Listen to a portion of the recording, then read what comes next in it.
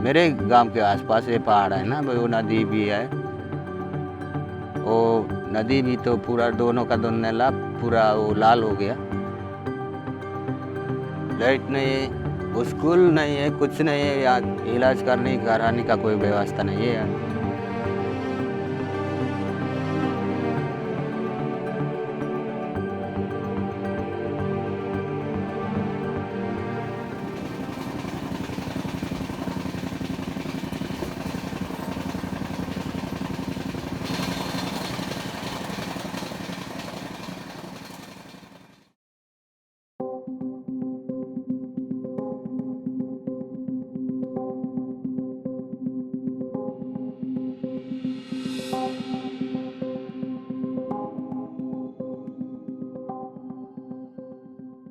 छत्तीसगढ़ भारत के उन राज्यों में से एक है जहां सबसे ज़्यादा खनिज पाया जाता है। राज्य के अलग अलग जिलों में कई प्रकार के खनिजों का उत्पादन होता है। इनमें दक्षिण बस्तर के दंतेवाड़ा, सुकमा, बीजापुर, बस्तर और जगदलपुर जैसे जिले शामिल हैं। ये इलाके लौह-अयस्क का भंडार माने जाते हैं। सरकारी आंकड़ों की माने तो देश के कुल लौह-अयस्क भंडार का 5वां हिस्सा छत्तीसगढ़ में है। दंतेवाड़ा और जगदलपुर इलाके में एनएमडीसी यानी नेशनल मिनरल डेवलपमेंट कॉरपोरेशन लौह-अयस्क का खनन करती है।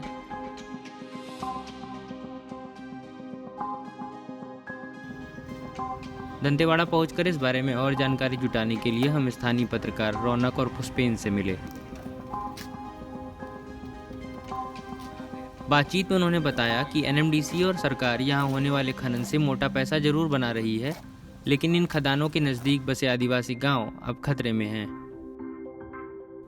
उन्होंने दंतेवाड़ा जिले के बेलाडीला माइंस, जो कि लौह-अयस्क यानी आयरन ओर की माइनिंग का सबसे बड़ा सोर्स है, उसके बारे में बताते हुए लोहा गांव का जिक्र किया और बताया कि गांव के हालात बद से बदतर होते जा रहे हैं।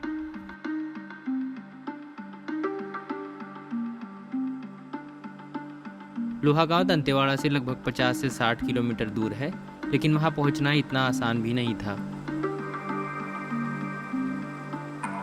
इसके लिए हम पहले दंतेवाड़ा से किरांदुल पहुंचे। वहां हमारी मुलाकात सुभाष से हुई। किरांदुल बस स्टैंड से बस लेकर हम उस आखिरी पॉइंट 11C तक पहुंचे, जिसके आगे सड़क नहीं थी। लोहा गांव पहुंचने के लिए अगले 10 किलोमीटर की दूरी हमें पैदल ही पहाड़ियों के रास्ते तय करनी थी। क्योंकि इस गांव तक पहुंचने के लिए कोई सड़क नहीं है, तो गांव के लोग पहाड़ के रास्ते ही आना जाना करते हैं। इस पॉइंट पर एक चेक पोस्ट था, जहां हमें रोक कर पूछा गया कि आप कहां जा रहे हैं। हमें कहा गया कि आगे का रास्ता सेफ नहीं है। दरअसल बस्तर के ये इलाके नक्सल प्रभावित माने जाते हैं। इन इलाकों से कई बार नक्सलियों और जवानों के बीच मुठभेड़ की खबरें भी आती रहती हैं। लेकिन हमें अपनी स्टोरी के लिए गांव के लोगों से मिलना था, तो हम आगे बढ़े। आगे का रास्ता हमारे लिए थोड़ा कठिन था। इन जंगलों से गुजरते हुए सुभाष ने हमें कई बातें बताई, मसलन कैसे जंगल की तमाम चीज़ों से आदिवासी समाज अपनी ज़रूरतें पूरी करता है। वो चाहे खाने पीने की हो, घर बनाने की हो, पशुओं से जुड़ी हो, या फिर बाजार में जंगल से निकलने वाली चीज़ें बेचकर अपना जीवन गुजारने से।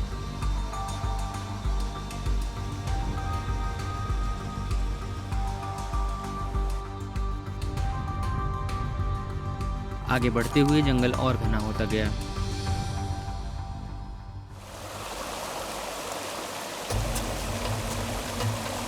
चलते चलते हमें सुभाष ने बताया कि अब आपको 2 नदियां पार करनी होंगी, अपने जूते निकाल लीजिए।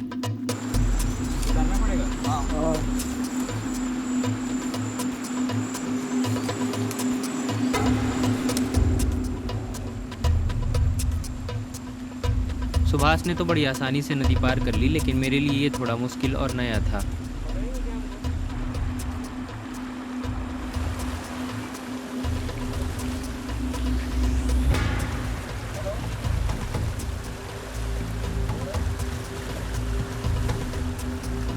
नदी पार करते हुए मैंने महसूस किया कि ये नदियाँ थोड़ी तो अलग थीं, क्योंकि इन नदियों का पानी गहरा लाल था।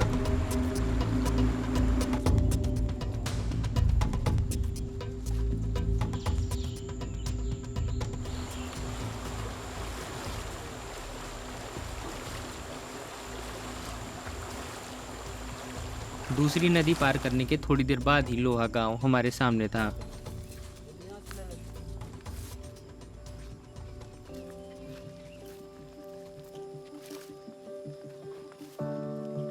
खेतों में काम करते लोग, बादल और चारों तरफ की पहाड़ियों से घिरा हुआ ये गांव बहुत ही सुंदर दिख रहा था। लेकिन क्या गांव के लोगों का जीवन भी इतना ही सुंदर होगा? ये सवाल मेरे मन में था।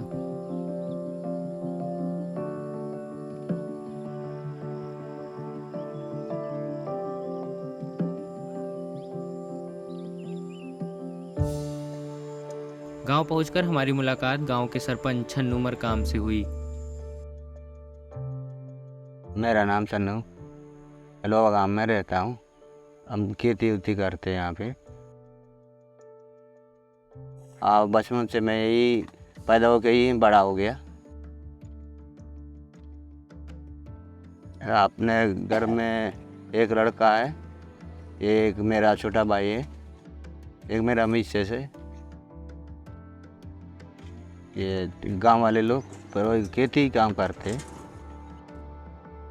सल्फी का टाइम में सल्फी लेके जाके बेचते हैं, कोई बांस लेके जाता है। तो ये बांस और सल्फी ये सब कहाँ से निकालते हैं लोग? बांस बोलने से जंगल से ही काटते हैं, काट के लेके जाके वो बाज़ार में बेचता है। सल्फी भी वो जंगल से ही काट के लेके जाता है, वो भी धूप का टाइम में। अभी तो बरसात में नहीं मिलता है। जो कोई केला उला होता तो केला उला लेके जाता। मेरे गांव के आसपास ये पहाड़ है ना, वो नदी भी है। उसके यहाँ पहाड़ी बोलने से एक को पिटोड़ मिठाई बोलते हैं। क्या कोमरा में एक तो वो एक तो मिठाई है, एक तो ये डोंगराज, एक तो डोल मिठाई, एक तो एक दरदूल, एक तो बाले मिठाई। उतना है हम लोग का लोहा गांव में पहाड़ी है। पहाड़ी में तो पूरे जंगल है, वो कुछ तो जंगल का जंगल है पहाड़ में। पिटोड़ मिठाई ना वही लोहाई का ही माल है पूरा। नंदराज पहाड़ी में भी तो वही है, लोहा का ही माल है। पिटोड़ मिठाई में नया प्रोजेक्ट लगाने की सोच रहे हैं। पहले खोला है कितना भी 10 नंबर वाला, 10 नंबर और 14 नंबर, 11 भी वो मंच लगाया गया उसमें। मतलब फिर कोशिश कर रहा है पिटोड़ मिठाई को फिर चालू करोगे, वो मंच लगाऊंगे बोल रहे हैं। जनता भी उसको माना किया था, नहीं वो हम लोग को पिटोड़ मिठाई हम लोग का नहीं देंगे बोल के। 2 साल तो कितना हो गया वहाँ जाके वो चेक पोस्ट में रैली भी किया, वो मिठाई हम लोग नहीं देंगे बोल के। उसका बात भी तो नहीं मान रहे। छत्तीसगढ़ में आयरन ओर की माइनिंग के लिए कई जगहों पर प्रोजेक्ट चलाए जा रहे हैं। दंतेवाड़ा और जगदलपुर इसके हब हैं, जहां आयरन ओर, लाइमस्टोन और बॉक्साइट जैसे खनिजों का खनन किया जाता है। मीडिया रिपोर्ट्स की माने तो इस इलाके में एनएमडीसी एक दिन में लगभग 60,000 टन से अधिक लौह का उत्पादन करती है। कंपनी ने वित्तीय वर्ष 2021-22 में 9,000 करोड़ से भी अधिक का मुनाफा कमाया है। वहीं छत्तीसगढ़ राज्य ने साल 2022-23 में खनिजों के खनन से कुल 12,941 करोड़ रुपए की रिकॉर्ड कमाई की है, जिसमें पिछले वित्तीय वर्ष से 636 करोड़ रुपए की बढ़ोतरी हुई है। राज्य सरकार के आंकड़ों के अनुसार लौह अयस्क से सबसे ज्यादा 3,607 करोड़ रुपए और कोयले से 3,336 करोड़ रुपए की कमाई हुई है। इनमें दंतेवाड़ा सबसे ज्यादा राजस्व अर्जित करने वाला जिला रहा है।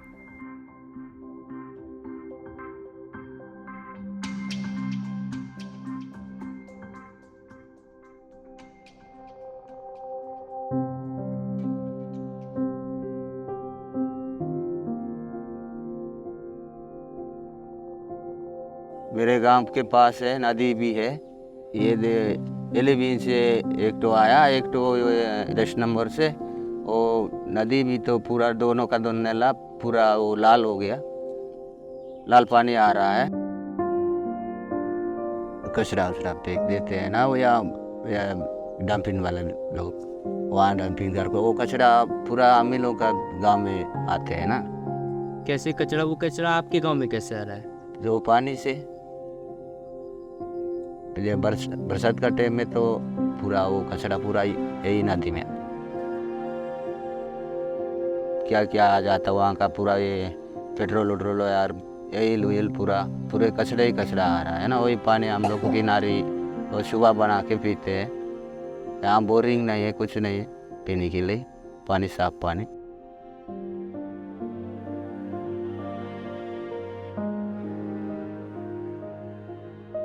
पूरा वही पैनर के कारण से पूरा ये लो पूरा पेट्रोल वहाँ का पूरा कचरा आते ये ब्लास्टिंग करता है, वो भी ऊपर से पूरा आ जाता है धूल वूल पूरा खेत में जमा होती।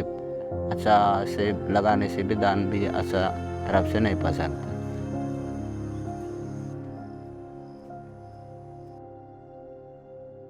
अब हम लोग का आसपास का गांव में भी तो पूरा वो लाल पानी जा रहा था, उसको भी पूरा तकलीफ है।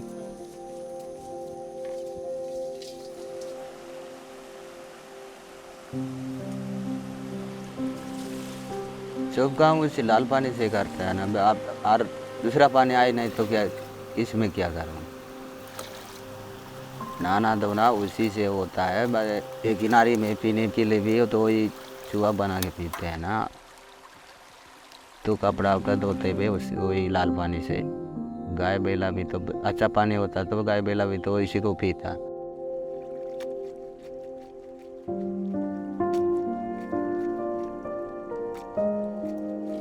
आदमी वही पानी पी के तो आदमी भी तो मरता जा रहा है। पहले कितना 60-80 आदमी था, अभी तो कम से कम 60 आदमी भी तो नहीं होगा, उतना पूरा घटे ही होगा।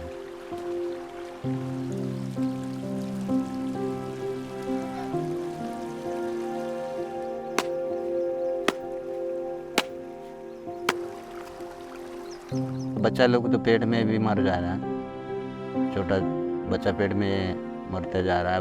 उसीलिए हम लोग को यहाँ भी बच्चे उच्चे लोग भी नहीं अच्छा तरफ से पैदा नहीं होता है।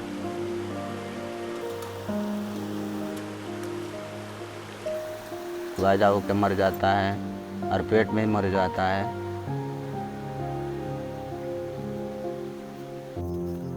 एनएमडीसी भारत में सबसे बड़े लौह अयस्क उत्पादकों में से एक है।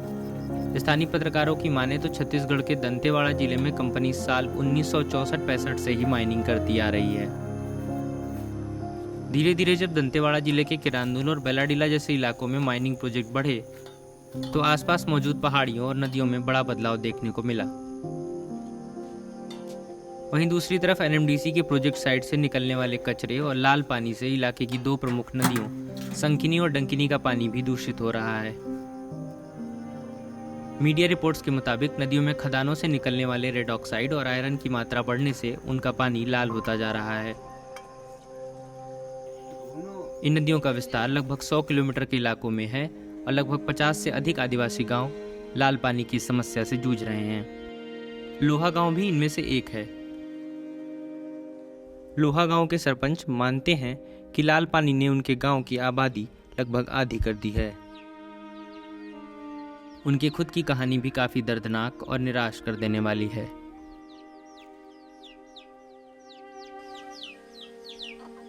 मेरा पहले पत्नी का नाम बुदरी था, 4 बच्चा था, 4 बच्चा हो गया तो वो छोटे छोटे बच्चा से खत्म हो गया। मरते जा रही गया है 4 बच्चा एक एक करके। वो भी 2 महीना होके हर महीना 1 महीना में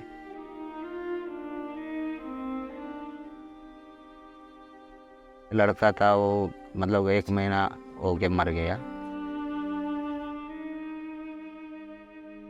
फिर एक लड़का था वो भी पैदा ही होके मर गया।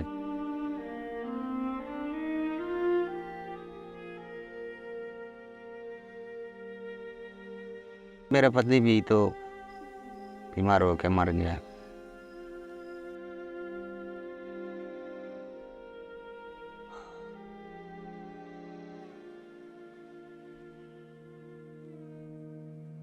यही लाल पानी का कारण से होगा।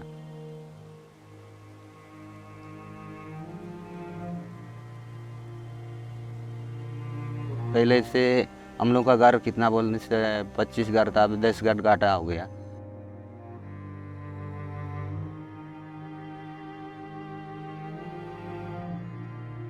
गांव वालों और मीडिया रिपोर्ट्स की माने तो इस अकेले लोहा गांव में बीते 1 साल में बच्चों और बड़ों को मिलाकर कुल 12 से अधिक लोगों की मौत हो चुकी है।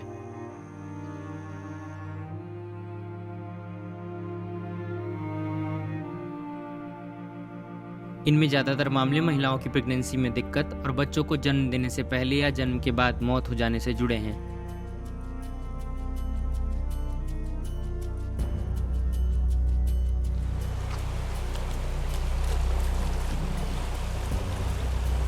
इलाके में पानी का कोई और दूसरा स्रोत नहीं होने के कारण लोग इन्हीं नदियों का पानी पीने को मजबूर हैं, जबकि ऐसे पानी का इस्तेमाल लोगों में तमाम तरह की बीमारियों को जन्म दे सकता है।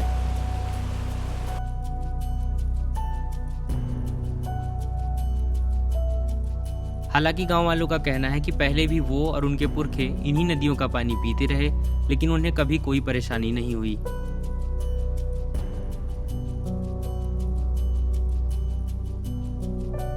जब से नदी का पानी लाल हुआ है और माइनिंग साइट से निकलने वाला कचरा केमिकल इस नदी में मिलता जा रहा है, तब से ही ऐसी परेशानियां आनी शुरू हुई हैं।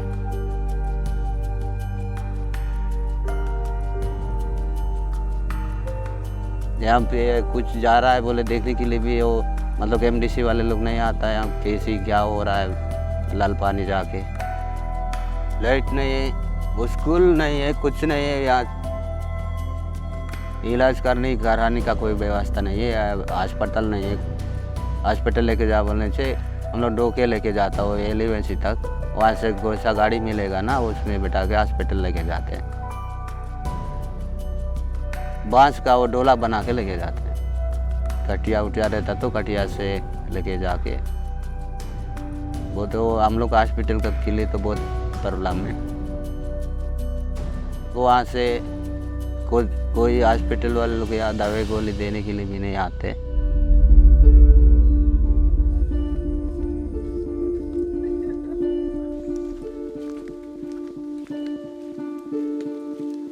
गांव के लोगों से मिलने और वहां के हालात देखने के बाद अगली सुबह हम सरपंच छन्नू मरकाम के साथ गांव से वापस लौट आए।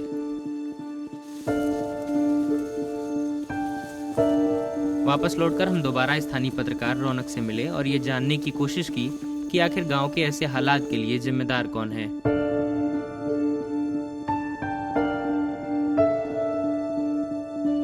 कैसे कंपनी और सरकार के बीच आदिवासी समाज फंस कर रह गया है, स्थानीय पत्रकार रौनक ने विस्तार से हमें इस बारे में समझाया। मेरा नाम रौनक शिवहरे है और मैं फ्रीलांसिंग रिपोर्टिंग करता हूँ बस्तर के लिए।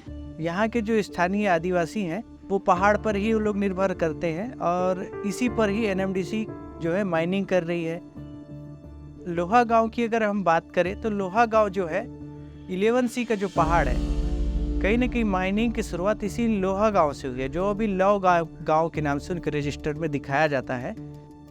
लेकिन जैसी ही माइनिंग वहाँ पर स्टार्ट हुई तो वहाँ की नदियाँ प्रदूषित हुई। लाल पानी का रोजाना इस्तेमाल कितना खतरनाक हो सकता है, ये समझने के लिए हमने एक एक्टिविस्ट और डॉक्टर सहबाल जाना से भी बात की।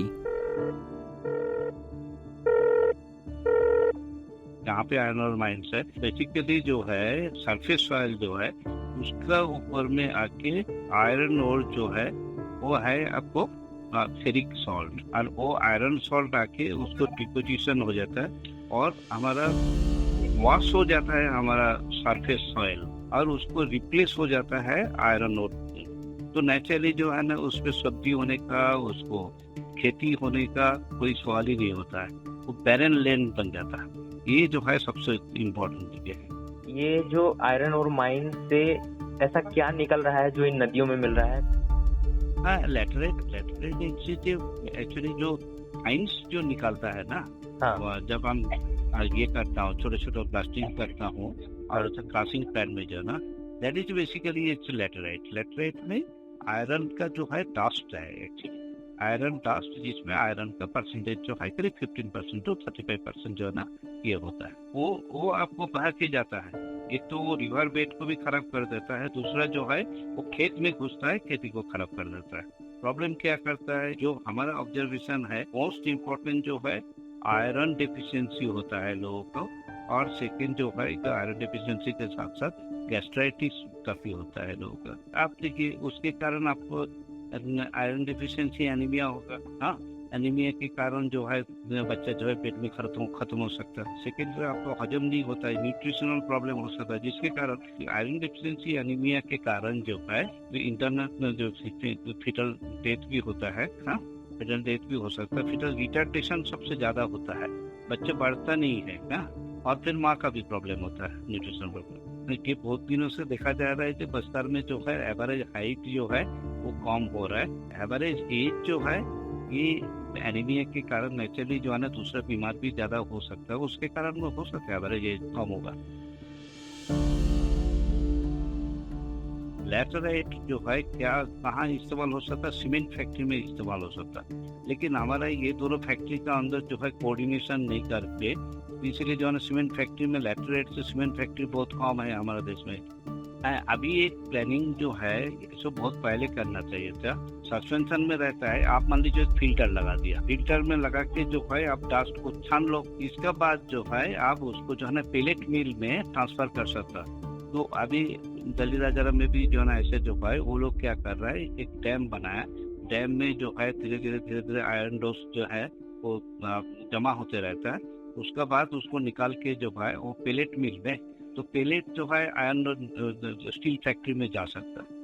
तो इसलिए जो है आपको फिल्टर लगाना बहुत जरूरी है, जो फिल्ट्रेशन होने के बाद जो है उस वाटर को आप नदी में छोड़ सकते हैं, जिसमें आपका मछली भी होगा, ये भी होगा, खेती भी होगा, सब हो सकता है।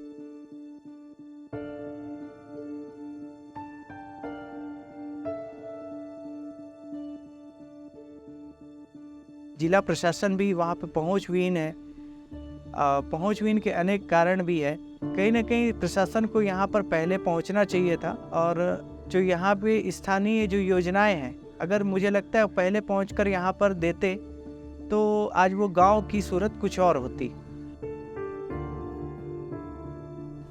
यहाँ पर इसकी जिम्मेदारी, क्योंकि ये एक आश्रित गांव है, एनएमडीसी का गोद लिया हुआ गांव है, तो सबसे पहले जिम्मेदारी इसकी एनएमडीसी की बनती है।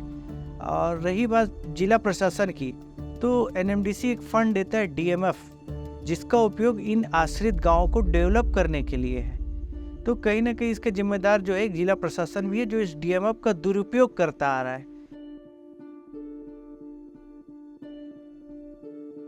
डीएमएफ का उपयोग शहर में या कोई सौंदर्यीकरण में या पर्यटक के क्षेत्र में उपयोग करता है, लेकिन इसका सही उपयोग उन क्षेत्रों में करना चाहिए इनको। और तीसरा एक जो रहा है कि क्योंकि जिला प्रशासन वहाँ पहुँच नहीं पाया, तो कहीं ना कहीं इस जल जंगल जमीन की लड़ाई चालू हुई, उसमें माओवाद भी पहुँचे, तो कुछ हद तक माओवादियों का दोष बताया जाता है जिला प्रशासन के द्वारा कि हम वहाँ माओवादी हम नहीं जाएंगे।